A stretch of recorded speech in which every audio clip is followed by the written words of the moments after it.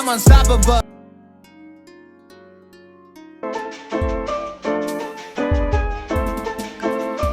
Look, I'm unstoppable. Forget your defense, nothing but an obstacle. Run it back, switch it up, call it audible.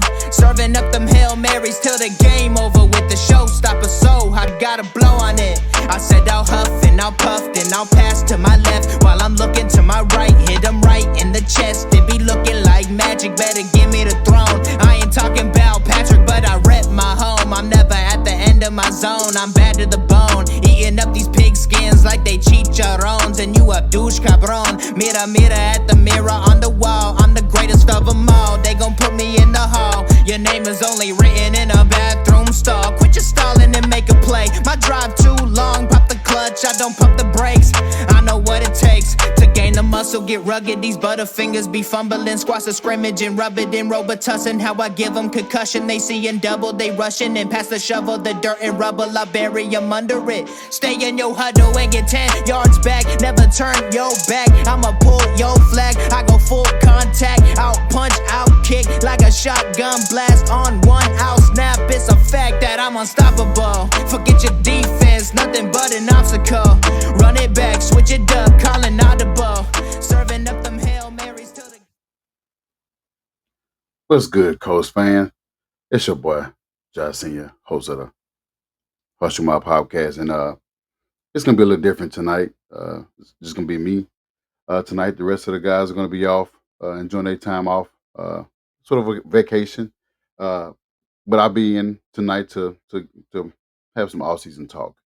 But before I get into that, I want to wish our founder, our guy, our silent assassin, Austin Cook, happy birthday. Uh, he's been it's been I've been knowing him for a couple of years now, and like I said, if you see my tweet on X, he's one of the most genuine person you can ever meet. Uh, give your shirt off his back. Very very friendly person. Great personality. Sometimes they don't mess with Titan fans or some Houston fans or even Jacksonville fans, but who cares about them? We got Austin on our side, and I'll take Austin any day. But shout out to Austin on his birthday. I hope he's celebrating with his family and his friends. And this after, Independence Day. Yesterday was some had a lot of fireworks in our area, uh, shooting them ourselves, and my kids enjoyed themselves. So I hope you guys had a great 4th of July. It seems like with the team, it's always been fireworks. There's always something going on. It's never an off season where it's a quiet off season. It's always something, whether it be a contract situation, a coaching situation, a GM, which Baylor been our GM for almost 9 seasons now. This will be his ninth season. It's always been something with him, whether it be free agency, how he draft. There's always been some issues going on. Right now, this season, it's a quarterback uh, controversy. We got another quarterback competition. But I feel like it's been one every year, even though AR has won them both. He's in another competition now with Daniel Jones. So there's always fireworks going on in Indy. Um, but yeah, I'm letting people get in and comment below uh, what y'all what y'all feel about the offseason so far. I've been extremely happy with seeing um, things that Justin Wally has been speaking on. Cameron Bynum, he's been uh, a welcome addition to our defense. He's been happy to be on our side. He's been happy to be in Indy, just being around a culture, being around a different environment versus what he had in Minnesota. Which is nothing bad in Minnesota, but he's definitely enjoyed himself in Indy, and he'll be a welcome addition to our defense. Uh, he's a ball hawk. Anytime you see him on film, you see him making a tackle, you see him deflecting the pass, you see him um, intercepting the ball and causing turnovers, and you also see him dancing. He always going to have some type of celebration dance after a turnover, uh, which is great. Bringing different culture to our team. You got Kenny Moore that does that, but you bring another guy that's able to do the same thing. He's able to take the ball away uh, when he needs to make a play for our defense. This should be exciting for us to see. So, same thing with Justin Wallace. It's something exciting, player exciting to see moving forward uh, for this upcoming season. So I'm excited, guys. I'm excited. But if you're watching, uh, subscribe to the channel. Follow us on all our social medias at HSMOB Podcast. Have it below. There you go. You can follow us on all platforms. But yeah, if you're tuning into the show, we're gonna get into this off season talk. But before we do that, let's go ahead and just plug in uh, our brand, our network, and it's fanbattlesports.com. You can catch all our past episodes, merchandise, articles, you name it. You can catch all that on our network. Follow us at fanbattlesports.com. And let's get into the episode. Episode, we're gonna get into episode. We got the training camp coming up, and then we kick off on the 23rd. That's why you haven't seen us for the past 2 weeks. We've been kind of just taking a break until that time come. And so after this episode, we'll be back the week of training camp in a couple weeks. In 2 weeks, we'll be back preparing, gearing up for this competition with the quarterback.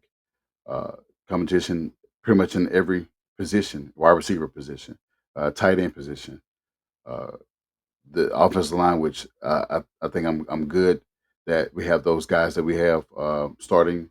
I know we did lose Kelly, and we did lose Fry in the center and the guard position, right guard position. But like the guys that we were added in their spot, replaced their spot. So I am happy to see that. But I'm happy to see the linebacker position. I'm happy to see the front four. I'm happy to see even the back end, the safety position, the cornerbacks. I'm happy to see those the competition in those groups because it's going to make uh, every individual better. It's going to make our defense better. And, man, we haven't seen a good defense in quite a bit, uh, and it's time to make those changes. It's time to be great. We never had a great defense. We had a decent defense. Defense that can get out the field when need be on third down. Past couple of seasons, our defense is getting cooked in this zone defense that Gus Bradley has implemented on our team, and they allow other teams, whether it be all pro or or a veteran quarter. It could be either all pro quarterback or it was a 2 year, like a guy like Malik. It was Malik Willis. How he cooked us last year up in Green Bay. He was very efficient, but our defense allowed that to happen. Despite excuse me, despite Josh Jacob doing what he did, he gashed our defense up. But there's no way you got Malik Willis out there making the plays that he played, knowing that he got cut or traded from the Titans. So that's definitely embarrassing to see. So I'm excited to see what Lou will bring to this defense. What type of packages he'll have that he'll have in place for the guys that like Latu. We got Sam Ebicom. This is last year. Quiddy Pay. He's in a contract year. We got Grover Stewart. He's back, and you never want to forget Defoe. Defoe has been vital on our defense since he arrived, and that's probably one of the good things that Ballard did do was trading for him and helping his defense out. We just got to keep going. Just got to keep going, just keep adding pieces. And when he added uh, to Davis Ward, that definitely was helpful at cornerback because our cornerback position been bad. I'm not, this is not discrediting Jalen Jones. He's been exceptional for a 7th-round pick. But you got Kenny Moore. Kenny Moore is getting on the older side. Juju being injured. So just having Ward and adding Bynum to that secondary, that definitely is definitely help us sleep better at night. What's good, Josh? It's been a while, man. How you been? How you and the family been, man? I haven't seen you in a while. Uh, what's going on, man?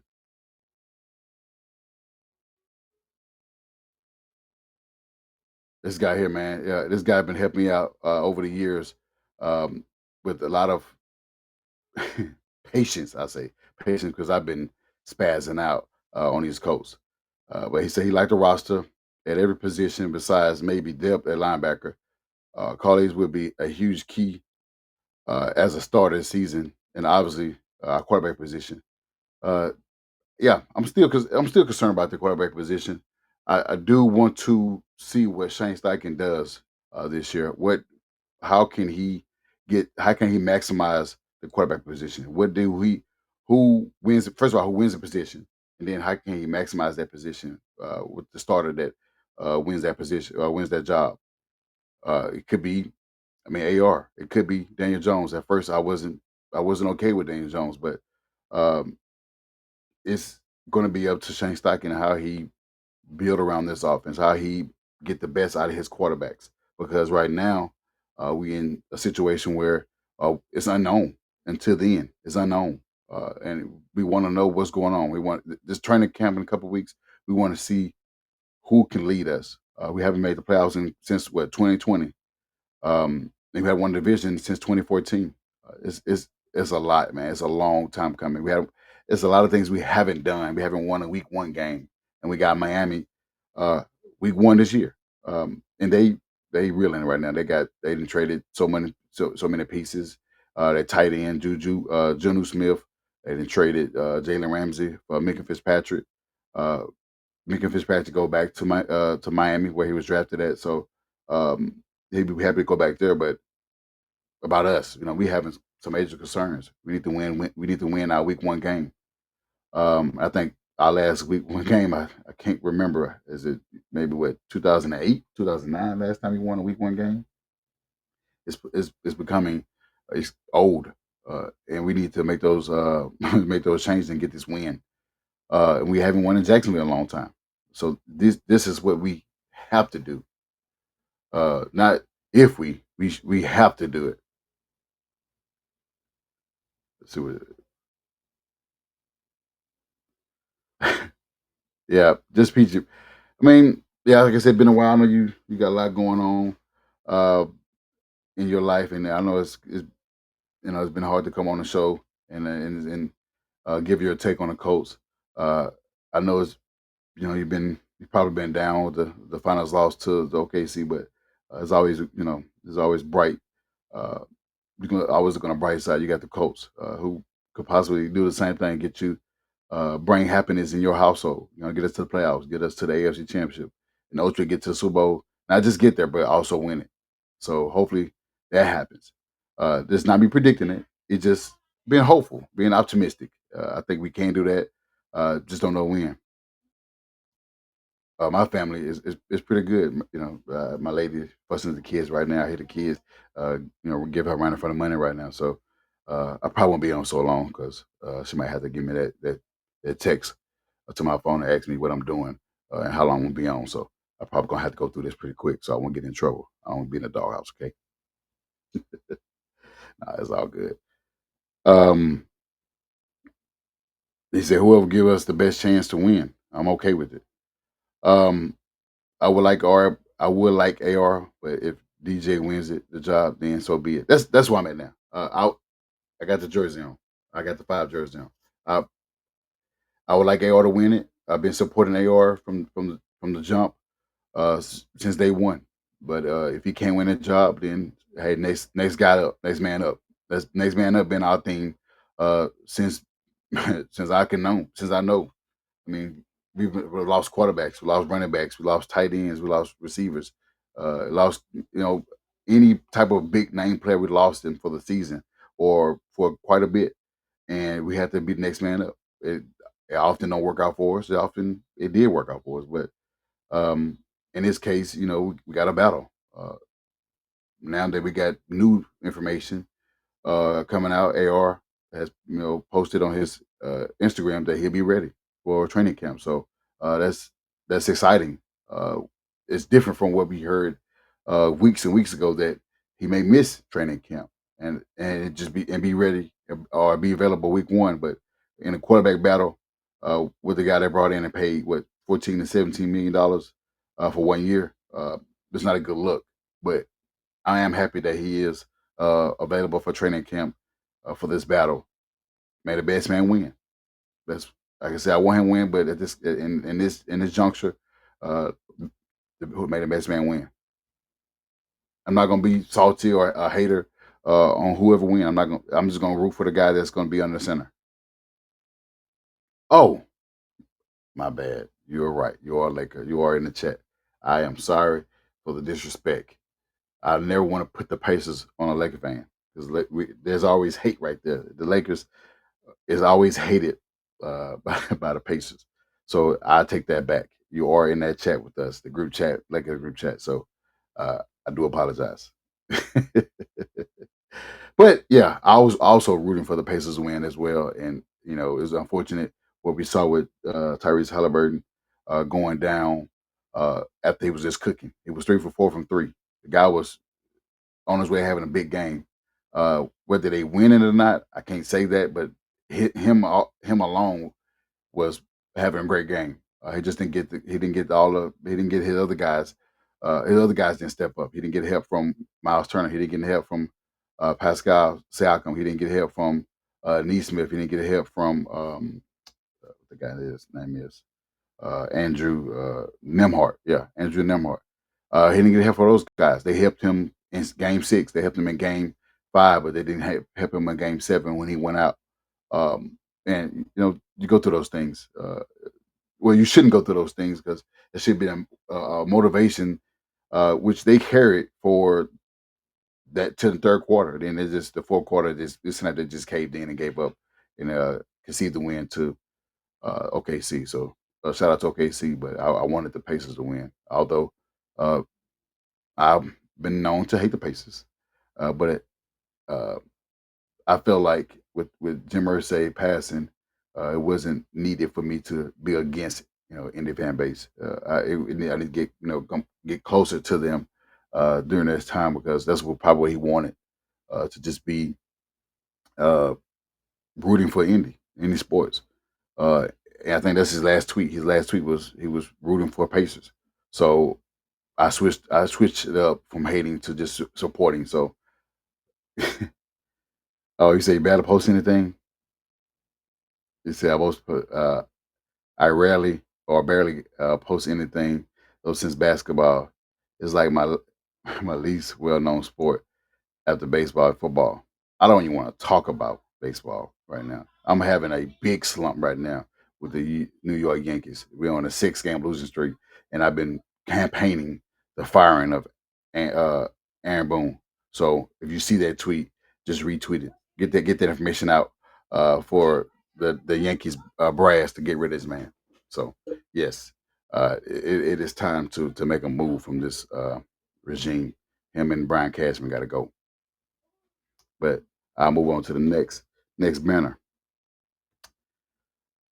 When coming out to competition in this particular group right here, we just added Tyler Warren, who is a great tight end, who had one of the great stats in a season by a tight end. We drafted him with the 14 overall pick, and now it causes some issues in our room. We got Jelani Woods, who right now is in his third season as well, but he hasn't shown anything. He's been injured every year he's been in the league. So that's why I got the question on the bottom of his name. Will he make the roster? Will Jelani Wood make the roster? He's not the fastest, but he also has great hands. And he also can block as well. Can he be a vital piece in our offense? Or could they release him because they did re-sign Mo Alley-Cox, 1 year 2 or 1 year 6. I can't remember the contract information. I don't have it on hand. But they did re-sign Mo Alley-Cox. They still have Will Mallory from Miami. So they still have Andrew. So Ogletree. So there's a lot of tight ends in their room. So can or will Jelani win have a spot on this team?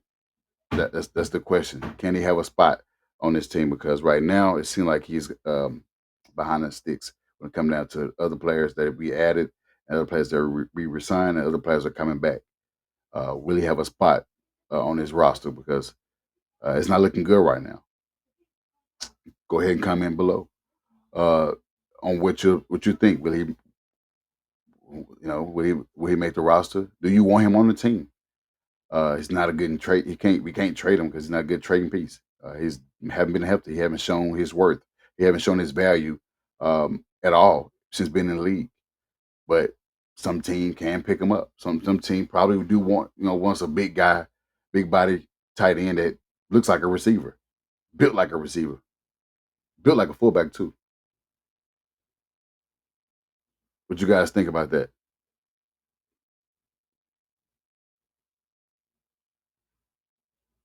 Man, I love me some Jelani Woods. I did too. Out of Virginia. I mean, I was excited to see, him being on our team. It just at this point in his career, he has not shown the ability first to be healthy. Much like Anthony Richardson, haven't shown the ability to be healthy. So he's not available to be on the field to make an impact.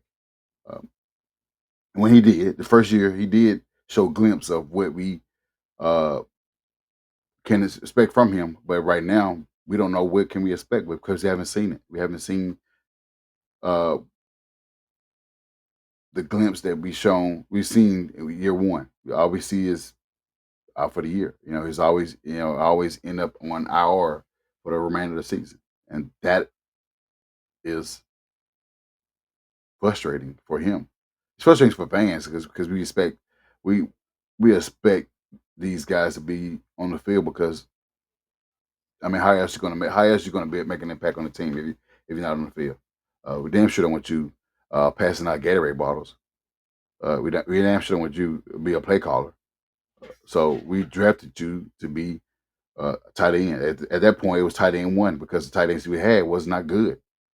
I think Drew Ogletree was going through some personal things off the field, uh, but he has not shown that not that he's been injured, but he has not shown consistently that he can take the tight end one spot.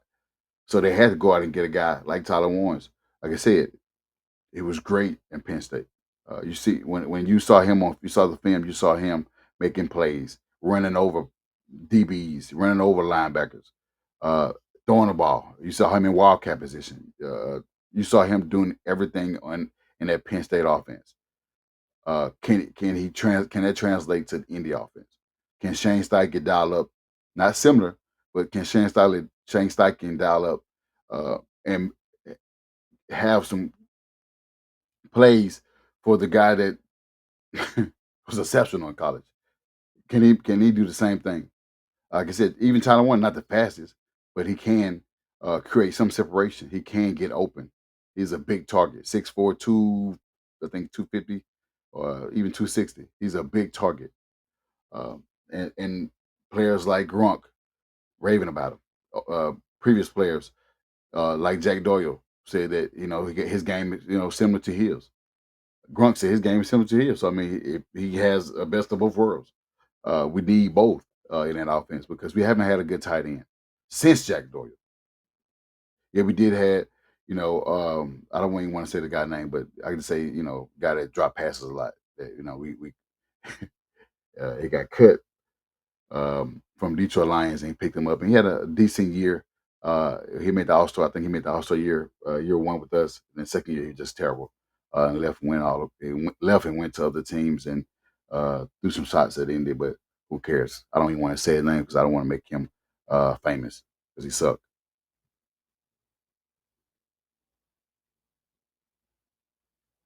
Are you going to training?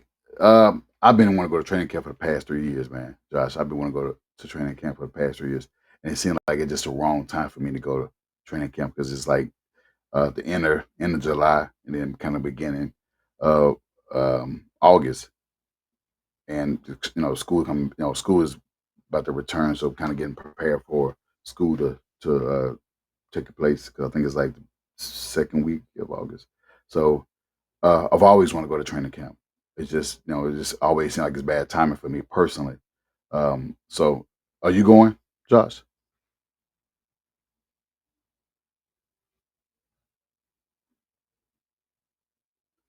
when he said, we mentioned edge pass rusher, and let's not forget about Ebicom, who was on IR last season, but great season prior. He did. I think he had like 9 sacks the year prior, before the injury last year, and I think he got hurt in camp. He was expected to have another good year. Edge rusher is pretty good right now. You just added a guy from Ohio State, who is pretty good as well, and you got Quiddy Pay, who has been great, and who was on his last year deal and could be he's playing for a contract. So who knows what we get out of him? And like I said, Ebicom, he was a rotational player with the Niners. Came to Indy and was able to make a name for himself in that rotation or in that starting lineup. Um, Now just adding Laiu Talatu, uh, having Lou turn him loose because he only played like what 50% snaps last year. That's not good when you draft the first defensive player off the board and then you don't put him on the field. You don't know what he could. You don't know what type of guy, what type of player he could have became just playing him less instead of just put him out there and let him make the plays. He had some decent numbers, but imagine had he played more. Had he played more in this defense. You know, you saw what he did. He all but um, sealed the win against the Bears on that strip sack. So I mean, we know what he's capable of. We've seen him in at UCLA. Guy was a game worker. Coming into being drafted, folks say that there's a possibility that he probably won't play long because of his injury history.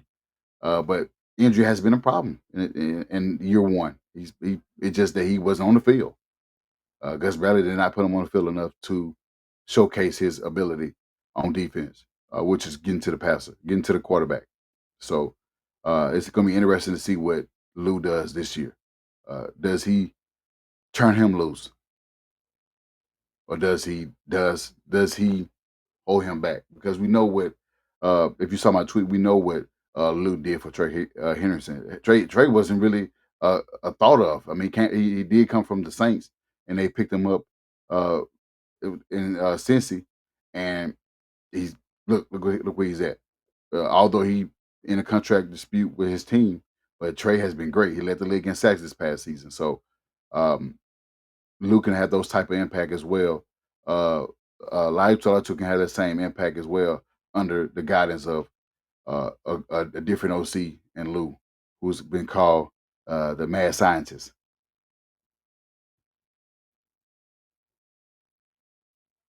With- Bro, I'm like 5 hours away. You see, I'm jealous. I'm 11 hours away. And yeah, kind of same boat. It's just school starts soon, so yeah, I got to get the kids. Yeah, I got 2 kids, man. I gotta, we gradually been buying things um, as we go because I mean, I ain't gonna lie to you, man. Being first time parents, and in these last couple of years, we've been doing things at the last minute. We always get what they need, but it's always the last minute. So now we're trying to do things um, that's really simple. Simpler. It helps us. The way we're not waiting to the beginning of August trying to buy everything, buy clothes, shoes, pay for fees, and get all the supplies. We're not doing it at the last minute. We're doing that now as we speak. So yeah, it's always good to be ahead than late. But I always want to be at training camp and just interviewing, players and coaches, and just be around that environment. That's home. It's been, Indy been home for me for 30 years. Oh, I've been a fan for so long, and I just never been to a training camp. And it will probably be a goal of mine. That's on my bucket list.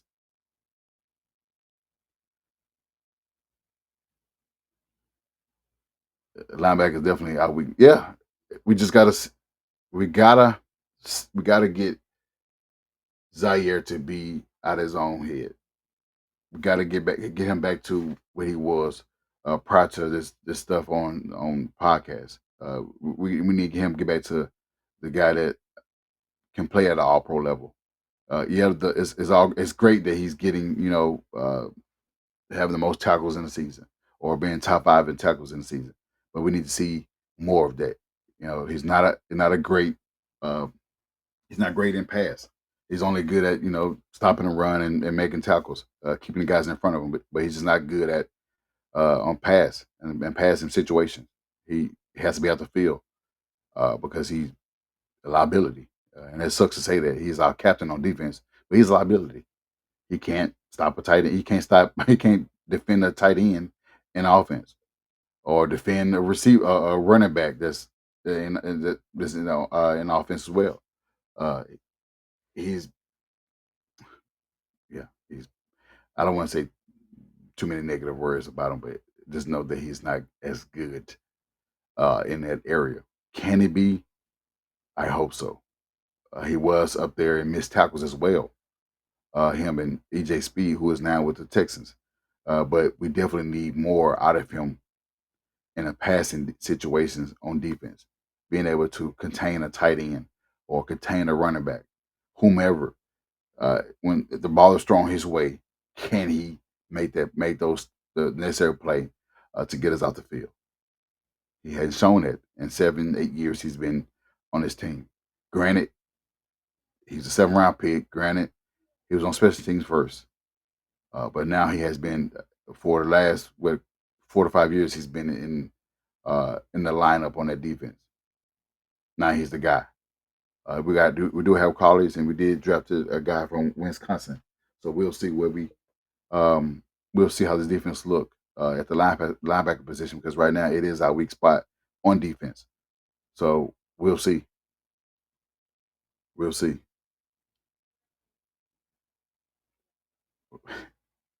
All right, bro. I'm gonna head out. I thought I'd come on and say hi. Yeah, what's going on, man? Thanks for chiming in and tuning into the episode. I can see we haven't been on an episode in a while, in a couple weeks, and we haven't seen you in a while. So it's good to see you on the episode, man. Get you some rest, man. And I'll be heading out pretty soon. I gotta get ready for church. But I wanted to get on this episode and talk about a couple topics before training camp coming up. So thank you for your comments and your engagement. So appreciate that. We'll catch you around training camp. And also stay safe, man. Another topic um, that just want to get it out there. NFL has been paying is paying homage to T.Y. Hilton. Earlier, I seen a tweet on X uh, where they're paying homage to his 2016 season. As we know, T.Y. Hilton won the receiving title that year with the likes of um, Julio Jones, my guy from Alabama. He won. He beat him out with, I think, 1,448 yards receiving that year. And it was great. I was cheering. I was cheering on. I was. I was. I'm a big T.Y. Hilton fan. I got 2 jerseys of T.Y. Hilton. I would have had 3, but I am a big T.Y. Hilton fan. His problem was he couldn't stay healthy towards the end of his career, and he wasn't the same guy no more. He wasn't the same guy, and that hurt. Him not being the same guy, him not being the same T.Y. Hilton that we've grown to love. He was never mid. He just was not the same guy that we've seen in years past, um, and it just hurt. But in that 2016 season, he was a dog. That guy was catching every single thing. He was taken to the house. You know, as Houston fans and Tennessee fans know, uh, he was a ghost. He was a ghost. He anytime Andrew Luck and T.Y. Hill, it fed families. It fed families. Because anytime he was on that field, he was cooking those teams. He owned the Texans. He owned the Texans. Much like Nico Collins own us right now, but we're not gonna talk about that. We're gonna talk about T.Y. Hilton.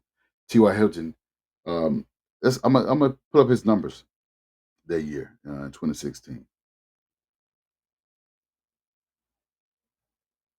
I'm gonna put up his numbers that year because uh, again, short receiver beating out a guy like who potentially could be a Hall of Famer and Julio Jones, beating him out for the receiving title. That's that's impressive for a guy like that. Yeah, he's a small guy. We've seen how Tariq Hill how his career is panning out right now as a small receiver. He is great. Right now. He just his quarterback play and he's not having those big numbers, and it seemed like he won out of Miami. But that 2016 season, T.Y. Hilton had 91 reception yards, receiving receptions, 1,400. Like I said, 48 in receiving yards and 6 touchdowns. His longest play was 63 yards. Guy was great. Longest play is 63 yards, 91 receptions, and 1,400 receiving yards. Again, after that, yeah, after those season, he took a dive. The next season, he ended up having 966 yards. Then that year after that, he had 1,200 yards, but 2019 bad, 2020 bad, 2021 bad. He didn't play too long with the Dallas Cowboys, but that was the end of him. Um, and another thing, question this brings to this question here: should T.Y. Hilton be inducted in a Coach Ring of Honor? We've mentioned in the past episodes we mentioned about Andrew Luck, but does T.Y. Hilton deserve to be in the Ring of Honor? Comment. If you're watching, comment. Should he be in that Ring of Honor? Guy was great. Just had some down seasons. Quarterback play. I think it went through a time where we didn't have the right quarterbacks. He had Brissett. That 1 year with Brissett, he had 966 yards, which is still good. Not 1,000, but he still was decent. He did have Phillip Rivers, and then he did have Carson Wentz. So he had some different quarterbacks since he been with the Indy, and it just seemed like it's the same thing that was going on with Michael Pittman right now. But should T.Y. Hilton be inducted in Colts Ring of Honor? Our last topic before we get out of here.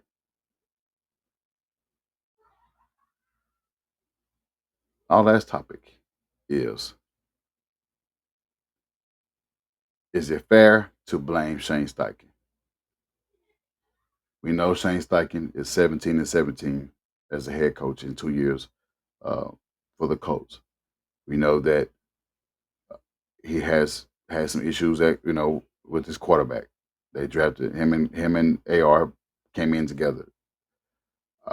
Pause. Both were uh, both came to the team together, and first year AR got hurt after game 5 against the Titans. Gardner Minshew came in, had us 1 game away of winning the division and winning 10 games. This past season, we won 8 games. With the combination of having Joe Flacco, AR. Joe Flacco won a couple games, AR won the rest of the games. Is it fair to blame him, or is it something that should be only placed in the hands of the GM, Chris Ballard? Shane Steichen did come from a coaching tree, Nick Sirianni in Philly. It seemed like we always getting guys from Philly after either going to Super Bowl or winning the Super Bowl. We end up getting Frank Reich from there after they won the Super Bowl. He won under Doug Peterson. We ended up getting Frank Reich, and we see how that worked out for us. He ended up getting fired mid-season after losing to the Patriots. Actually got handled against the Patriots, and they decided to let him go. So, is it fair to blame Shane Steichen with all the things that he's been dealing with the bad DC and Gus Bradley, even though he had opportunity to let him go, and he also advocated for him to stay. Should it be placed on him having bad quarterback play, issues like I said, first year he had issue with um, JT holding out, missing 4 games. So is it fair to blame him for the issues that is going on for the first 2 years? Because the things I've been reading have been he's on a hot seat in his third season. I don't think and I've me personally said that it is fair that he's on the hot seat because he haven't done enough. There were some plays, his coaching sometimes does get in the way. Uh, I'm not gonna say that play against the Texans was a bad play. It was a combination of Tyler Goodson dropping the pass and also a combination of Gardner Mitchell not placing the ball in the right place for his uh, intended receiver to catch on that fourth down play. Um, but Shane Steichen can have Shane Steichen does has issues with his play calling.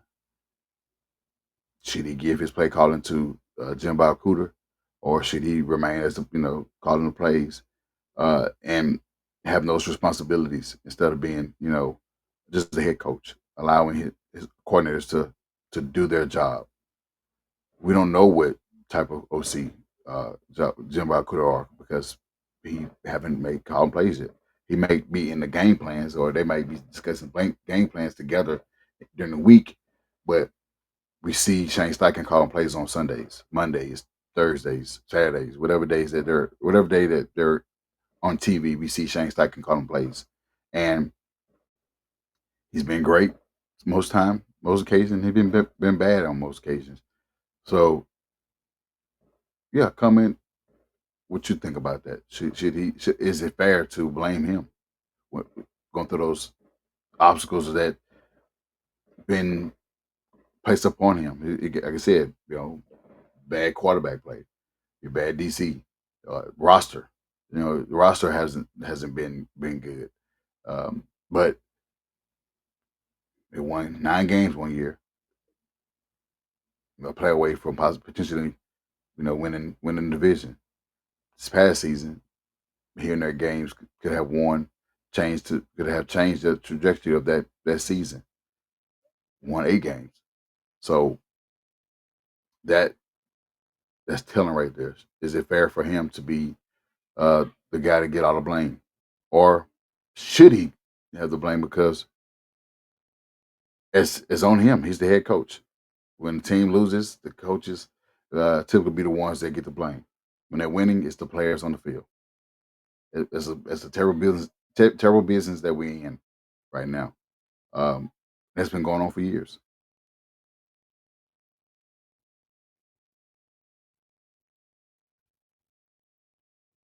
Do you think it's possible that we could pick up a late veteran free agent on 1 year deal for cheap, or if so, who would you like to see get a shot on the roster?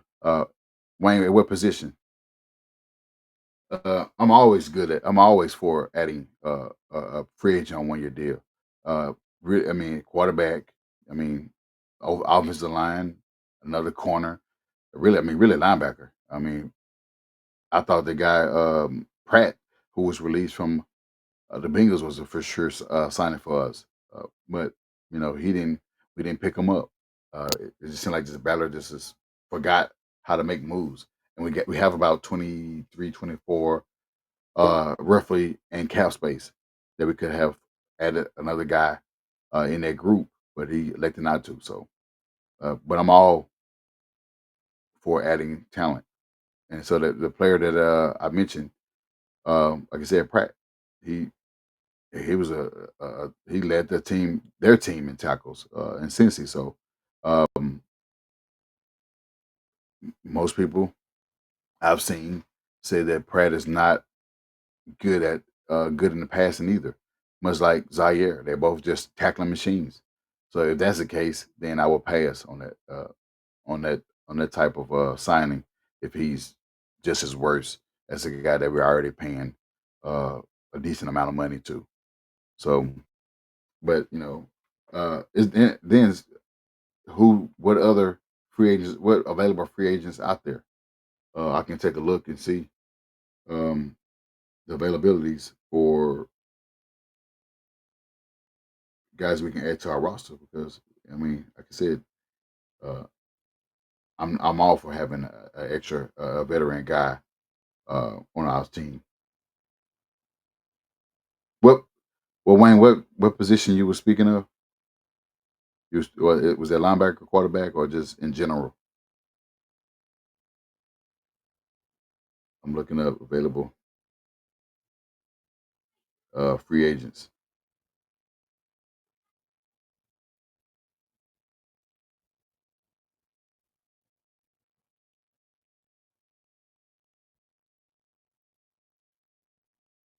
Let's see available free agents.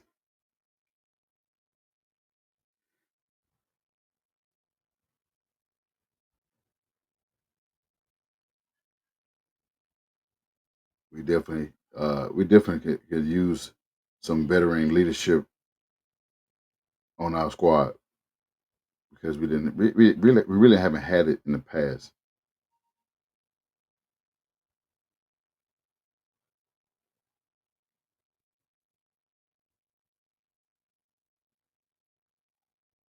Let's see available.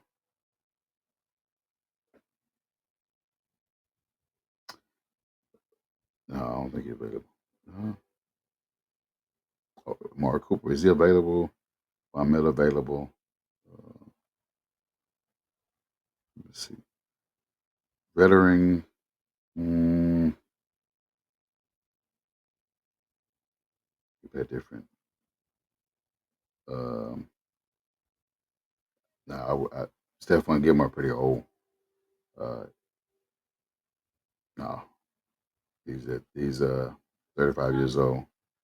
Um, we just I'm still looking through the list who we could.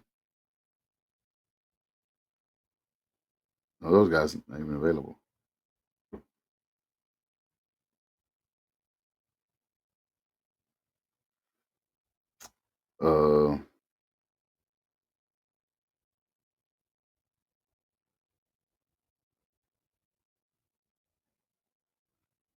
Let's see, wait,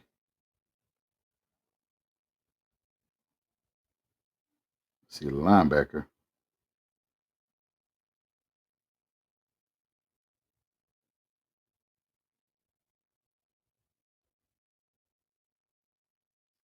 But yeah, like I said, I'm always uh former Cardinal linebacker is Kaiser White linebacker.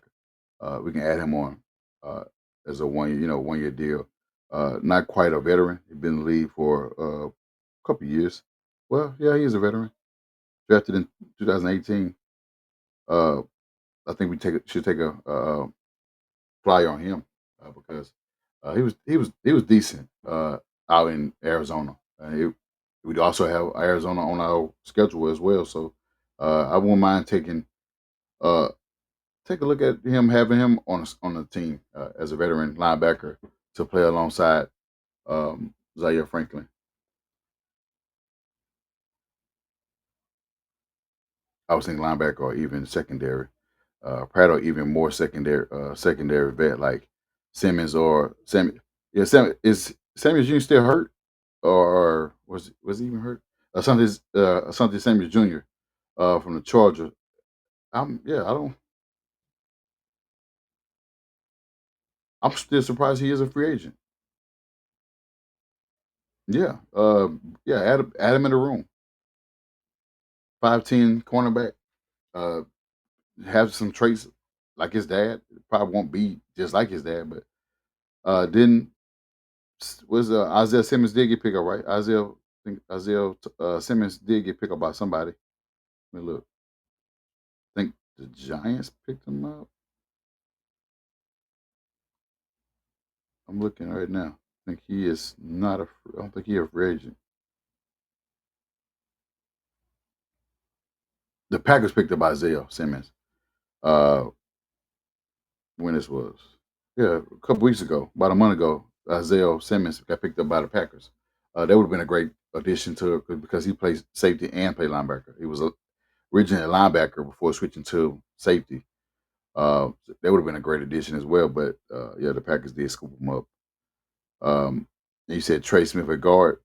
Yeah, we definitely need to have more depth at the guard position because losing Fry definitely sting. But I like the guys that replace him in that position, and it's going to be interesting to see how they gel moving forward because they did replace those guys when they was hurt this past season. Those guys in Kelly when he was out, we had his replacement in Tanner, and then also Mac. He replaced Will Fries. So, and both of the guys that and Kelly and Fries went to Minnesota and sorted up their offensive line. So, uh, I wish them well in their endeavors as well. So, well, yeah, I'm gonna go ahead and get up out of here, guys. Uh, it's always a pleasure to talk Coast football with Coast fans and all the fans that are watching this live stream. And like I said, you can do the do us the service and uh, give us a like. Also give us a subscribe and share uh, this video. But you can also follow us, like I said, on all platforms at HS Mob Podcast. HS Mob Podcast. You can find us on all platforms. Subscribe to our channel. We won't be back next week, but we'll be back the week of training camp to give you all the content, give you our takes on what group that we like most in competition wise. Um, but we're also going to keep our eye on a quarterback position, like the rest of us are. We're going to keep eye out on who should win or who will win. So tune in. We'll be back in a couple weeks. Just wanted to have an episode out for y'all and discuss some off-season talks with you guys because it's been a while. So like I said, happy 4th of July. Happy belated 4th of July. And again, stay safe. Stay tuned. Thank y'all for your support. We will be back in a couple weeks. Let me see what Wayne. But yeah, take care. Wayne always been great, man. It's always been great to have your knowledge and your takes. I know we had our moments. We're just passionate fans. We had our moments in the past, but it has grown to I feel like a great friendship over the years because I'm a younger fan and you're an older fan and you've seen things that I haven't seen, and it's always good to have that back and forth on our takes. I'm not gonna always be right, but it's always good to have someone that can help you with your knowledge on things that they didn't know, with regards to whatever it is. So it's always good to have you as a friend and a Coach family, uh, as a Coach brother as well. So thank you everybody. We're gonna go ahead and sign out for the day, and we'll see y'all in a couple weeks.